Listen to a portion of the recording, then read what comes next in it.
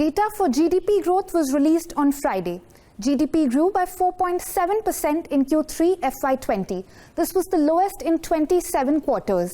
While this was in line with expectations, the revisions to growth rates in the previous quarters have complicated the growth outlook.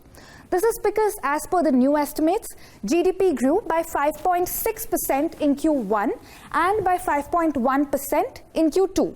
Initial estimates in November had pegged GDP at 5% in Q1 and at 4.5% in Q2.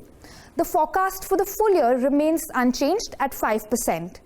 This is according to the second advanced estimates released along with the quarterly figures.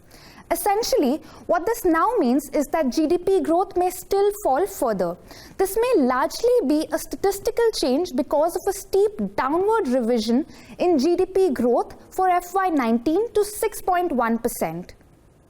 For the full financial year, nominal GDP growth is now estimated at 7.5%, which can be the lowest since 1976.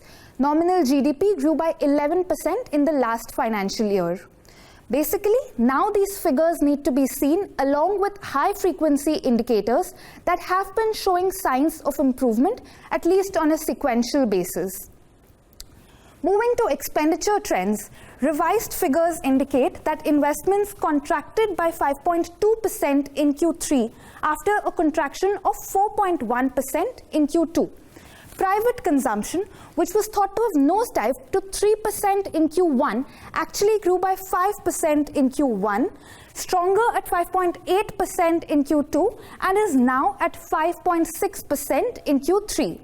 Government expenditure has also witnessed a fall, coming in at 11.8% after a growth of 13.2% in the preceding quarter.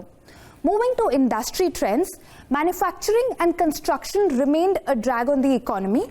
While manufacturing contracted by 0.2% after a contraction of 0.4% in Q2, construction grew by 0.3% after growing by 2.9% in Q2.